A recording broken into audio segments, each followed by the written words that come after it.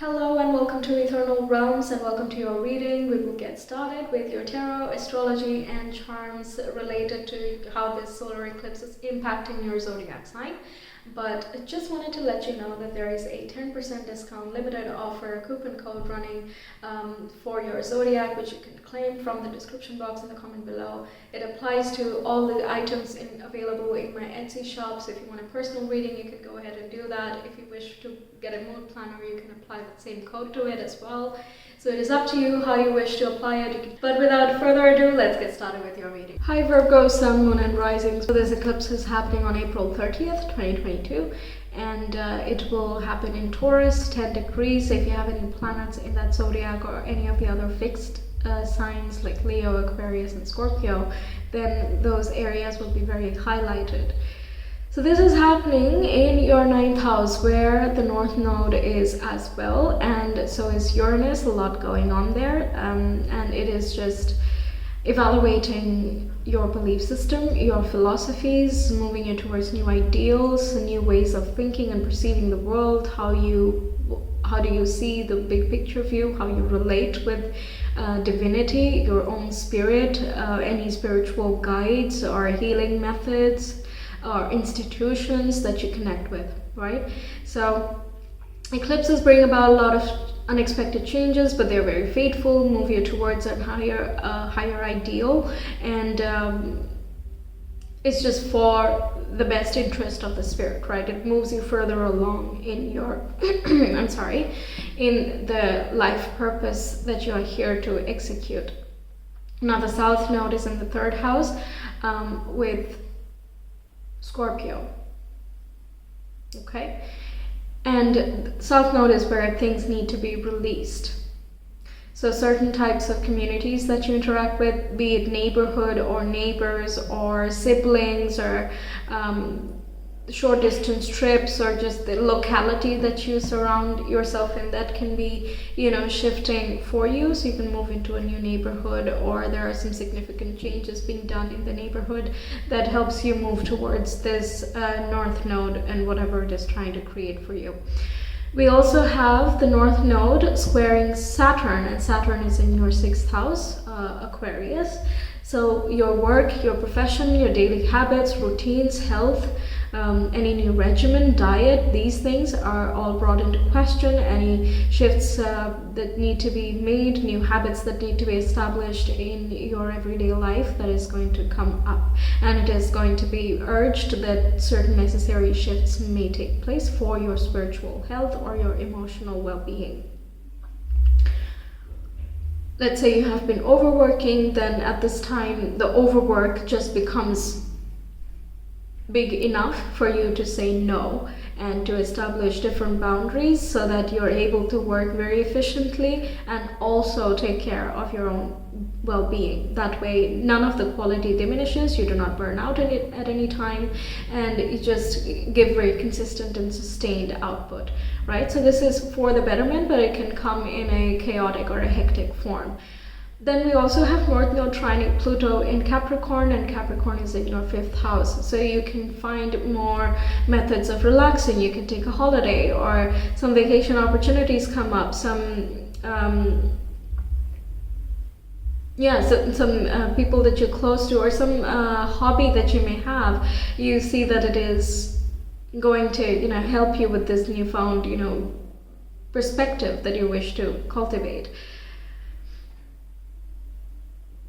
And taking up such a hobby or a new class, for example, that you begin, or a new talent you're trying to pick up just for fun, just for your passion, something that you enjoy, it can give you a very new outlook to the work itself, or the philosophy of the work itself, or just fun. And it just somehow, that having fun or taking the downtime just gives you a refresher on what is really important for you. Okay, how can you balance the many prioritized aspects of your life much better? And in order to do that, how can you shift around your routines? How can you change your schedule to incorporate more fun, for example? It can also change how you have fun based on the new perspective, the perception that you have about the world. or the collective consciousness, or how you relate with spirituality. You can incorporate more meditation as something that you enjoy in your free time, right? Which you did not do before, but now you do. Things like that. Okay, and we also have Neptune and Jupiter conjunction. It has already happened, but it will still be in effect in your 7th house, so that you can meet someone very significant and you can make a lot of new friends or meet a lot of new people. Perhaps in this new class that you're taking or this new hobby thing you're adopting, you find a lot of people with shared interests and you just get along very great. It can be that you come across your spiritual community as well. You just meet people that you instantly hit it off with, right? And you can't wait to share more activities with them. It can turn to be something long-lasting, but it can also be something too good to be true. But given that you're Virgo, Earth sign, and analysis is associated with your zodiac, I don't feel you'll be very easily swept up in the moment, and you will keep your level-headedness no matter what. So that's very wonderful. It's going to be very beneficial for you, I feel. Okay, so let's see some more cards. Oh, and 9th house is also higher education. Some financing you need for your, if you want to study abroad, that can be coming through. You can find a new teacher that you can look up to. Some ideal tutoring can happen there. Or you can get the institution of your dreams. Yeah, okay. Some of you can, you're done with being a student and now you're moving on to be a teacher, and that just completely flips the way that you view your own education, right? It's no longer about passing exams, it's more just, now you have to really understand if you want to be teaching, right? Yeah, so there is that shift in perspective again. Okay, let's see what else we get with the cards. Virgo, Sun, Moon, and Rising. How is this eclipse treating them? Getting this one, let me get this one. Yes, we have anticipation. I felt like an arrow, pulled back and ready to be launched into something big. We have rebirth and new beginnings. What do we have? Youthful love. So yeah, new romantic interest can come in. Many can as well come in because Jupiter is the planet of abundance, but yeah, so you can have many choices. That's as well possible, and you're like, they're all great. Okay.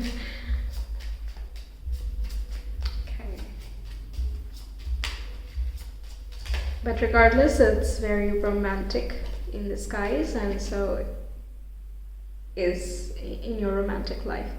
Okay, we have new start and wisdom. Yeah, definite new beginnings, twice coming up. And you're taking a lot of informed action as well. So again, it's not reckless in any method, in any means. No, you are excited. There is newness, and you can feel this. There is kind of a drum roll happening, and it's leading up to something new and broadening. Now, youthful love, if you're not looking for something romantic, then this is just, more authentic connection with the people that you are surrounded by. And also love relates with the passions and the things that you enjoy. So it can be pointing to the 5th house energy as well, that you find a new hobby that you just fall in love with and you can't stop doing that. You want to continue learning more. You want to uncover a lot more. And because of that high vibe, we're meeting a lot of different people who share that same vision as well. Okay, so Virgo. Okay, I will take the top one. Oh, good thing. We have 2 of cups. Yes. Virgo, Sun, Moon, Rising. Talking about. We'll take this, and we have the High Priestess, which is again Piscean. Whew. And what else do we have? We have Queen of Pentacles, which is that steady, earthy energy connected with nature, grounded and balanced. 2 of Cups is that harmonizing, again, a soulmate card. So if you're looking for love, then this can be a very nice time. But you're forming very good cooperations. You're uniting very well with the people around you. You have harmonious relationships overall with whoever you want to ask.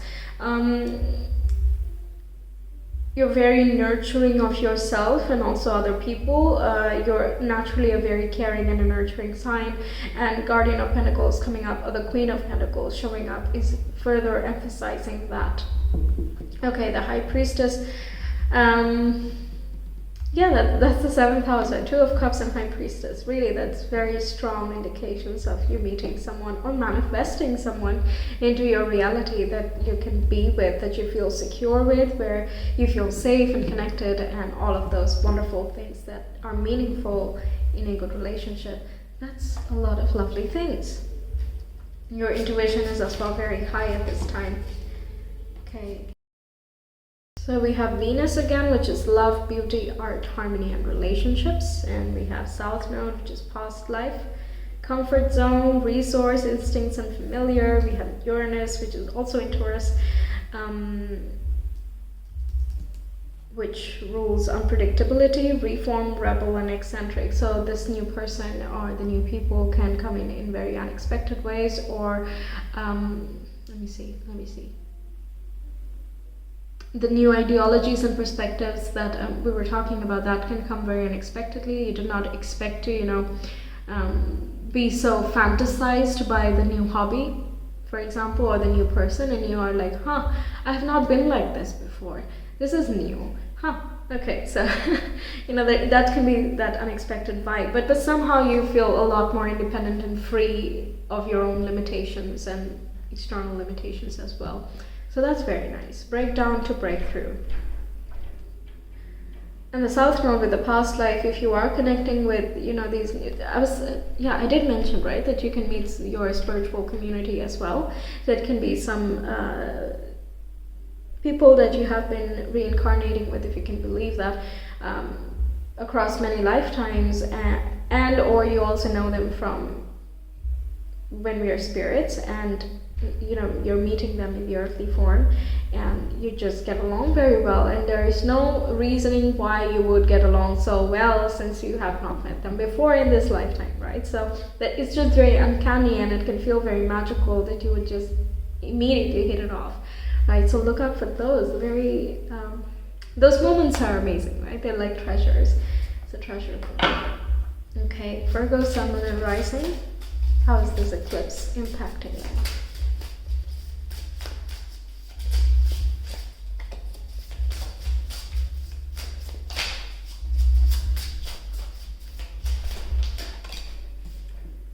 Fill your cup with sacred giggles, a lot of happiness, good cheer, sunny disposition. You're being the infinity here, that is the Magician card. So manifesting your reality using the resources at hand to create something that you desire. Then we have Creator Water again, the Pisces vibe. My goodness, it's like the strongest here. Going with the flow, and we have Welcome the Divine Masculine. So doing things, laying foundations, taking action, inspired action. So I love that there is that balance of water and also masculine, and that's just that yin and the yang energy. That's the Two of Cups, and when you're in that vibe and you're fully balanced, you can make anything you want happen. Like you feel empowered through the unity. Wow. Okay, what else do we have? Virgo, Sun, Moon, and Rising. How many else do we have? Yeah. Virgo, Sun, Moon, and Rising. How's this eclipse treating them? Okay, Virgo. Okay, fine, we will take many. So we have obstacles or detours in the right direction. When I accept the love of the universe as my primary teacher, I will always be guided back to the light.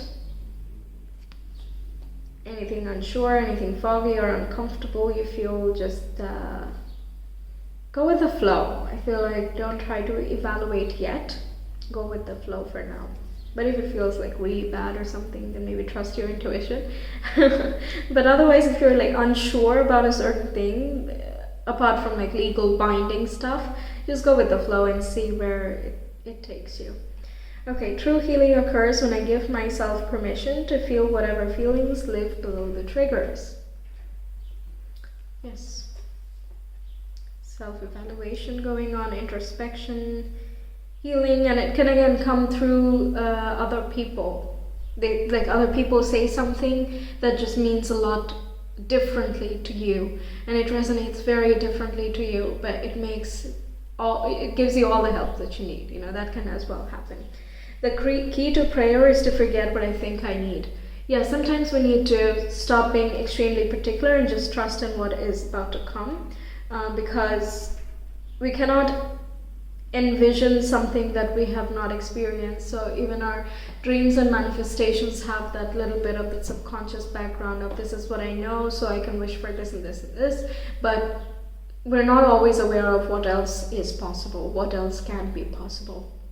So letting that little bit of that window for more imagination or an openness to be like, man, you know what, I just want to feel this way, so whatever is going to help me feel that way in that time or with that person or in that situation, and go ahead, show me what you can do. So give your true hopes and wishes without getting too bogged down by the details for now. Might be difficult for a Virgo for now, but it is going to take you to something much better. The moment I realign with love, clear direction is presented to me. So having that trust, faith, openness, honesty to yourself, to other people, giving others the benefit of the doubt a little bit, and opening your heart to just receive from the universe or another person, that is going to help you just release, be more at peace, and feel better. This point here, what's the point, right? It's all about just you feeling good and taking inspired action. That really is the big message here for you guys. Okay, what else can we get for you? Let's get you Astro Dice. More information for Virgo, Sun, Moon, and Rising. How is this eclipse impacting them? We have Saturn, we have 4th house, and Aquarius. You might have some important Scorpio placements, perhaps, because that's the combination in Scorpio. Aquarius is in the 4th house and Saturn is in Aquarius at the moment. But if not, that's fine as well. Saturn and Aquarius is together anyway, and that was your 6th house, so work restrictions or new work opportunities coming in that requires you to either set more boundaries or set different structures to manage the same efficiency, or organize things in a way that it makes a lot of sense for now and also the future, and also for your well-being. 4th house is about that internal state of well-being, coming home, resting, relaxing, introspection, how we have been brought up, our home and family, our roots. So and karma is ruled by Saturn, so is ancestry. So ancestral karma can be coming up that have been like recurring patterns and kind of need to be discovered, understood, and worked with, either released or incorporated. That's going to be different for everyone, but it can be something related with work ethic and the belief system surrounding work. So if it is a very service-oriented family upbringing, then it can be uncomfortable to go for something of your own, for example, or doing something that you just leisurely enjoy and has no responsibility tied to it. But this transit can make you more aware of how important it is also to take care of your own interests and hobbies in carrying out the responsibilities much more efficiently. Yes.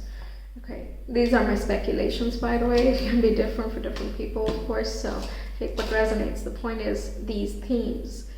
Okay, Virgo, Sun, Moon, and Rising, this eclipse. What's that for you?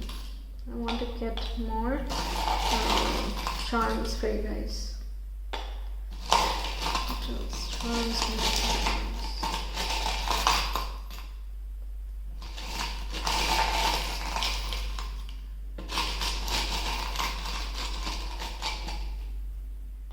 Okay, we have handmade. Yeah, you could be making some handmade crafts. We have a button, something related with stitching, tailoring, or any fashion designing, anything creative really, but handmade projects. We have a heel as well, so dressing up, again, that fashion theme coming up, how you want to present yourself to the world. We have also the deer, so what are you shy to express? You know, what do you think would be a bit much in your mind, you know, but it's not really. It can be some sort of conditioning in that regard. Let's say you want to dress a lot more fancy to your work, or just to go outside, for example, but you don't, and you dress very soberly, just an example. It can be a question of why do you hold yourself back so much? You know, you don't have to go all out. It's not a club night or something, although hey, if you want, fine, you know, go ahead.